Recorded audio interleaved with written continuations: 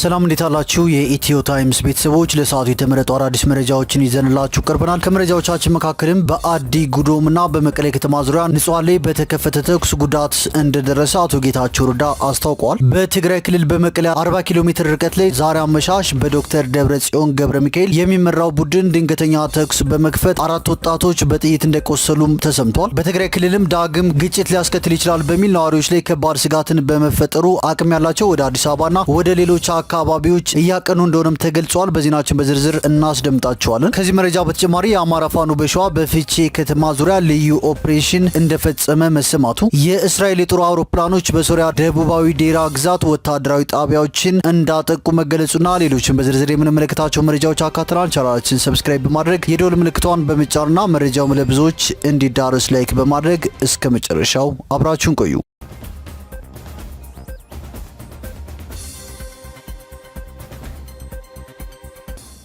ወደ መጀመሪያው መረጃችን ስናልፍ በዶክተር ደብረጽዮን ገብረ ሚካኤል የሚመራው የህወሓት ቡድን በአንዳንድ አካባቢዎች የአስተዳደር ተቋማትን በኃይል መቆጣጠር ጀምሯል። ለወራት የቆየው በህወሓት አመራሮች መካከል ያለው አለመግባባት ተባብሶ እንደቀጠለም ተሰምቷል። ባለፉት ወራት በዶክተር ደብረጽዮን የሚመራው ቡድን የጊዜያዊ አስተዳደሩን ስልጣን ለመቆጣጠር የተለያዩ እርምጃዎችን ሲወስድ ቆይቷል። በአቶ ጌታቸው ረዳ የሚመራው የክልሉ ጊዜያዊ አስተዳደርም ይህ ሙከራ በክልሉ አለመረጋጋት በማስፈን ያለውን ችግር እንደሚያባብስ በመግለጽ ቢያስጠነቅቅም ከጊዜ ወደ ጊዜ ውጥረቱ እየተባባሰ ይገኛልም ተብሏል። ባለፉት ቀናት በክልሉ ያሉት ታጣቂ ኃይሎች አመራሮች ድጋፍ እንዳለው የሚነገርለት የደብረጽዮን ቡድን በተለያዩ አካባቢዎች ያሉ የአስተዳደር ተቋማትን በኃይል የመቆጣጠር አዝማሚያ እያሳየ መሆኑም ተገልጿል። ይህ ሁኔታም በክልሉ ዳግም ግጭት ሊያስከትል ይችላል በሚል ነዋሪዎች ላይ ከባድ ስጋትን የፈጠረ ሲሆን አቅም ያላቸው ወደ አዲስ አበባና ወደ ሌሎች አካባቢዎች እያቀኑ መሆናቸውን ነዋሪዎቹ ተናግረዋል። በተለይ በአቶ ጌታቸው ረዳ የሚመራው አስተዳደር የትግራይ ኃይልን ከሚመሩት ወታደራዊ አዛዦች መካከል ዋነኛ የሚባሉትን 3 መኮንኖች ማገዱን ካስታወቀ በኋላ ውጥረቱ ተባብሷል። ዛሬ ማክሰኞ ረፋድ ላይ በምስራቃዊ ዞን የጊዜያዊ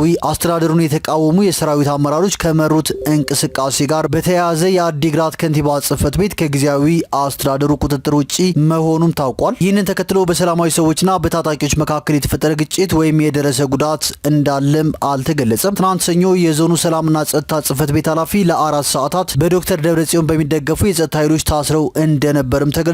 የአዲግራቱን ከንቲባ ጽሕፈት ቤት በቁጥጥር ስር መዋሉን ህወሓት በፌስቡክ ገጹም አረጋግጧል። የአዲግራት ከተማ ከንቲባ ሆኖ በምክር ቤት የተሾመው ረዳኢ ገብረ እግዚአብሔር በምስለኔ ግለሰቦች በተሾሙ ሰዎች ምክንያት ጽሕፈት ቤቱን ተረክቦ አገልግሎት እንዳይሰጥ አድርጎ ቆይቷል በማለት ጽሕፈት ቤቱን መልሰው መቆጣጠራቸውንም ገልጸዋል። የሁለቱ የህወሓት ቡድኖች አለመግባባት አሁን ላይ ወደ ግጭት እየተሸጋገረ ያለ ይመስላል። ዛሬ መጋቢት 2 ቀን 2017 ዓ.ም በእነ ደብረጽዮን የሚመራው የህወሓት ቡድን የመንግስት ስልጣን ከጊዜያዊ አስተዳደሩ ለመቀማት ከሞከረባቸው አካባቢዎች መካከል አንደኛዋ በሆነችው አዲ ጉዶም ከተማ ዛሬ በተኩስ ድምጽ ስትናወጥ ማምሸቷን የተናገሩ አንድ የከተማዋ ነዋሪ የዛሬው ድርጊታቸው በስልጣናቸው ለመጣ ምንም ርህራሄ እንደሌላቸው ማሳያ ነው ብለዋል። ከዚህ በተጨማሪ ቡድኑ በመቀሌ ከተማ የሚገኙ የክፍለ ከተማ አስተዳደር ጽሕፈት ቤቶችን በተለይም የአዲ ሀቂ ክፍለ ከተማ ጽሕፈት ቤትን በጉልበት ለመቆጣጠር ያደረገው ጥረት በገጠመው ከፍተኛ ተቃውሞ ምክንያት ሳይሳካ መቅረቱ ተገልጿል። በእነ ደብረጽዮን የሚመራው የህወሓት ቡድን እያካሄደ ያለው ስልጣን የማስመለስ ዘመቻ ተጠናክሮ እንደሚቀጥል በተገለጸበት በዚህ ወቅት በአዲግራትና አዲ ጉዶም ከተሞች የተስተዋለው ክስተት ወደ ግጭት እንዳያድግም ስጋትን ጭሯል። በአዲግራት በመቀሌና በሌሎች አካባቢዎች የሚገኙ ነዋሪዎች የፍጆታ እቃዎች ዋጋ መጨመር፣ በገፍ መሸመትና የመረበሽ ሁኔታ እንደሚታይባቸውም ይናገራሉ። ይህ ስጋት ከክልሉ የሚወጡ ሰዎች ቁጥር እንዲጨምር ማድረጉንም አመልክተዋል። አብርሃም የተባለ የአዲግራት ከተማ ነዋሪ አርሚ 15 ሚሊሻና ተፈናቃዮች የሚገኙባቸው አካላት የከንቲባውን ጽሕፈት ቤት ተቆጣጥረዋል ብሏል። በከተማዋ ሙሉ በሙሉ ወታደራዊ እንቅስቃሴ እንዳለ በመግለጽም የአስቸኳይ ጊዜ አዋጅ የታወጀ ነው የሚመስለው። ከትናንት ሰኞ ጀምሮ ከፍተኛ ወታደራዊ እንቅስቃሴ አለ ሲልም ተናግሯል። ይህ ሁኔታ ሰላማዊ ዜጎች ላይ መረበሽ እንደፈጠረ በመግለጽ በሁለቱም አካላት እየተወሰዱ ያሉ እርምጃዎች የፕሪቶሪያን ስምምነት በውል የሚያፈርሱ መሆናቸውን እንደሚያምን ይናገራል። ይህንን ተከትሎ የፌዴራል መንግስት የፈለገውን አይነት እርምጃ ሊወስድ ይችላል። በትግራይ ድሮኖች ሲያንዣብቡም ሰንብተዋል። ይህ ከኤርትራ ጋር ያለው ነገር ያመጣው ሲመስለን ቆይቷል። ሆኖም አሁን ባለው ወቅታዊ ሁኔታ የትግራይ የጸጥታ ሁኔታን መንግስት እየተከታተለ ሲከታተል እንደነበር ነው የሚሰማኝ ሲልም ለቢቢሲ ተናግሯል። በማዕከላዊ ዞን የሚኖረው አርሶ አደር ካሳይ ደግሞ ከቅርብ ጊዜ ወዲህ እየተከሰተ ያለው ሁኔታ አለመረጋጋት እንደፈጠረበት ይናገራል። ይህም ተመልሰን ወደ ጦርነት እንገባ ይሆን የሚል ፍርሃት አሳድሮብኛል። ከዚህ በፊት ያለፈው አሰቃቂ ነው። በሰው እድሜ ማየት የሚገባንን አይተናል። ይህም አልፎ የተገኘው አንጻራዊ ሰላም ህብረተሰቡ ተስፋ እንዲኖረው አድርጎ ነበር ብሏል። የመቀሌ ነዋሪዎች በበኩላቸው የከተማዋ እንቅስቃሴ የተለመደው አይነት ቢሆንም የስሜት መረበሽ እንዳለ ይገልጻሉ። ስሟ እንዳይጠቀስ የጠየቀች አንድ የከተማ ነዋሪ አንድም ደስ የሚል ነገር የለም፣ የገበያ ዋጋ ጨምሯል፣ ሰውን ፊቱ ላይ ጭንቅ ብቻ ነው የሚነበበው። ይህ ሁኔታ ዳግም መውጫና መግቢያ ወደ ሌለው ከበባ እንዳያስገባን ነው የምንሰጋው ስትል ተናግራለች። ሀዱሽ የተባለ ወጣት ደግሞ ፍርሃትና ጭንቀት በአካባቢው የሚያዩ ሁኔታ የሚገልጹበት መንገድ እንደሆነ በመግለጽ ጦርነት አይቀርም የሚል ስጋት አለው። ደም አፋሳሹ የ2 ዓመት ጦርነት ፍርሃት እንዳለቀቀው የሚናገረው ወጣቱ በሰላም እጦት ምክንያት መስራት አልቻልኩም። አሁን ያለውን ሁኔታ ሳይ በጣም አዝናለሁ፣ እበሳጫለሁ። በከበባው ወቅት ብዙ ነገር አሳልፈናል። ረሃብ፣ ጥማት፣ የካድሬዎች ጉትጎታን አሳልፈናል። ተመልሰን ወደዚያ ልንገባ ነው ወይ በሚል እሰጋለሁ ሲል ተናግሯል። በበርካታ የክልሉ አካባቢዎች የሚገኙ ነዋሪዎችም ከአካባቢያቸው ወጥተው ወደ አዲስ አበባና አንዳንዶችም ወደ መካከለኛው ምስራቅ ለስደት ማምራታቸውንም ይናገራል። የክልሉ የፖለቲካ አመራሮች ይህ ሁሉ ስጋት እንዲጨምር አድርገዋል በሚል ይወቀሳሉ። አስተያየት ሰጪዎቹ በምንም ሁኔታ ክልሉ አሁንም የጦር አውድማ መሆን የለበትም ይላሉ። ይህ በእንዲህ እንዳለም ከመቀሌ ከተማ 40 ኪሎ ሜትር ርቀት ላይ የምትገኘው አዲ ጉደም ከተማ ላይ የደብረ ጽዮን ታጣቂዎች ማምሻውን በመኪና ተጭነው መጥተው በተሰበሰበ ህዝብ ላይ ተኩስ ከፍተዋል። በተኩሱም 4 ወጣቶች በጥይት መቁሰላቸው ተሰምተዋል። 3ቱ በአዲ ጉደም ሕክምና ላይ ሲሆኑ አንደኛው በጭንቅላቱ ላይ ከፍተኛ ጉዳት ስለደረሰበት ወደ መቀሌ አይደር ሪፈራል ሆስፒታል ለሕክምና መላኩን ምንጮቼ አክለው ገልጸዋል ሲል አዩዛ አበሻ ዘግቧል። ጉዳት የደረሰባቸው ሰዎችም ሞገስ ኪዳኑ፣ በረከት ሞገስ፣ አፎ መአር እንዲሁም አለሙ ኃይለ ይባላሉ። ይህንን ተከትሎ ታዲያ አቶ ጌታቸው ረዳ መግለጫ ሰጥተዋል። በመግለጫቸውም በአዲ ጉዶምና በመቀሌ ከተማ ዙሪያ ንጹሃን ላይ በተከፈተ ተኩስ ጉዳት መድረሱን አቶ ጌታቸው ተናግረዋል። በተወሰኑ የጦር አዛዦች የተወሰነ የተሳሳተ ውሳኔና ፍላጎትን በጉልበት በማስፈጸም የመንግስት መዋቅርን ለማፍረስ እየተደረገ ባለ ሙከራ ክልሉን አለመረጋጋት ውስጥ ከቶታል ያሉት ፕሬዚዳንቱ ይህንን የመንግስት መዋቅር ለማፍረስ የሚደረገው ሙከራ በተቃወሙ ሰዎች ላይም ታጣቂዎች ተኩስ ከፍተዋል ሲሉ የትግራይ ክልል ጊዜያዊ አስተዳደር ፕሬዚዳንት አቶ ጌታቸው ረዳ በኤክስ ገጻቸው ጽፈዋል። ፕሬዚዳንቱ በአዲ ጉደም ከተማና በመቀሌ ዙሪያ ድርጊቱን ለመቃወም በወጡ ንጹሃን ላይ በተከፈተ ተኩስ ጉዳት ደርሷልም ያሉ ሲሆን ድርጊቱ ህገወጡን የህወሓት ቡድን ወደ ስልጣን የመመለስ እቅድ አካል መሆኑንም አስታውቀዋል። ይህም ከትግራይ ህዝብ ፍላጎትና ከፕሪቶሪያ ስምምነት ተቃራኒ ነው ሲሉ አቶ ጌታቸው ረዳ ተናግረዋል።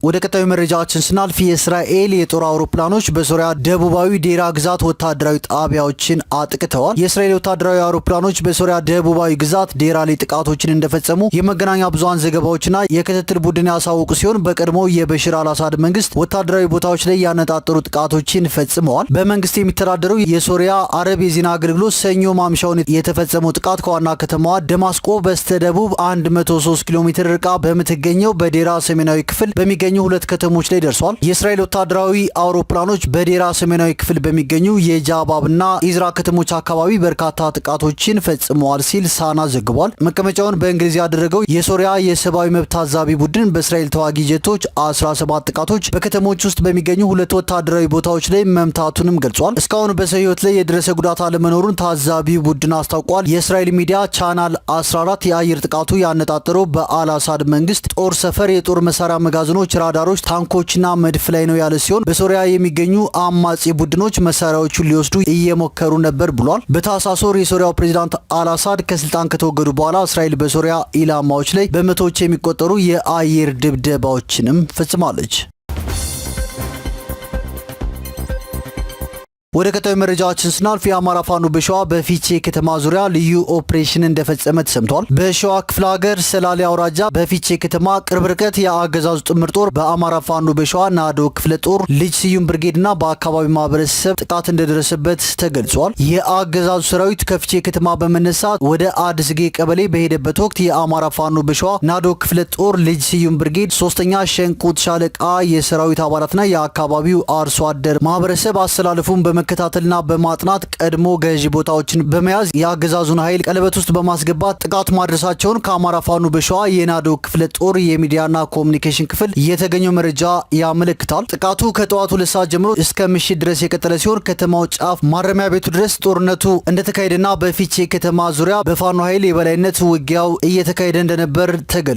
የኦፕሬሽን የተመራው በልጅ ስዩም ብርጌድ ምክትል አዛዥ ለኦፕሬሽናል አርበኛ ፋኖ አበጀ መስፍንና በሶስተኛ ሸንቁት ሻለቃ አዛዥ አርበኛ ፋኖ ጌታውን እየተመራ እንደሆነም ከአማራ ፋኖ በሸዋ የናዶ ክፍለ ጦር የሚዲያና ኮሙኒኬሽን ክፍል የተገኘው መረጃ ያመለክታል። ወደ ቀጣዩ መረጃችን ስናልፍ በኢሉባቡር ዞን የአስገድዶ መድፈር ጥቃት የፈጸመው ግለሰብ በእስራት ተቀጥቷል። የኢሉባቡር ዞን ፖሊስ መምሪያ የኮሙኒኬሽን ጽህፈት ቤት ኃላፊ ምክትል ኢንስፔክተር ለማ ቦይዶ እንደተናገሩት ተከሳሽ እሸቱ ጉዲና የተባለው ግለሰብ ድምፅ አልባ በሆነ ስለታም ጩቤ መሳሪያ በማስፈራራት የ15 ዓመቷ ልጅ ላይ የአስገድዶ መድፈር ጥቃት መፈጸሙ ተገልጿል። ተከሳሹ ጥቃቱን የፈጸመው በኢሉባቡር ዞን ሱጴ ሶዶ ወረዳ ውስጥ ታህሳስ 3 ቀን 2017 ዓ.ም ሲሆን ተጠቂዋ ለቤተሰቦቿ የደረሰባትን ጥቃት በማሳወቋ ወዲያውኑ ፖሊስ ተከሳሹን በቁጥጥር ስር ሊያውለው ችሏል። ፖሊስም ታዳጊዋን ወደ ሕክምና ተቋም ወስዶ ካስመረመረ በኋላ የምርመራ መዝገቡን በተጠቂዋ ቃል በማደራጀት ለአቃቢ ሕግ ልኳል። አቃቢ ሕግም መዝገቡን በመመልከት በወንጀል ሕግ ቁጥር 620 ንዑስ አንቀጽ 1 መሰረት ተጎጂዋ መከላከል በማችልበት መንገድ በኃይልና በመሳሪያ በማስፈራራት የመድፈር ጥቃት በመፈጸም ክስ መስርቶበታል። ክሱን ሲከታተል የቆየው የኢሉባቡር ዞን ከፍተኛ ፍርድ ቤት ተከሳሹ የፈጸመው ድርጊት በአቃቢ ሕግ ማስረጃ ጥፋተኝነቱ በመረጋገጡ የካቲት 27 ቀን 2017 ዓ.ም በዋለው ችሎት በ6 ዓመት እስራት እንዲቀጣ የተወሰነበት መሆኑን ምክትል ኢንስፔክተር ለማ ቦይዶ ጨምረው ተናግረዋል።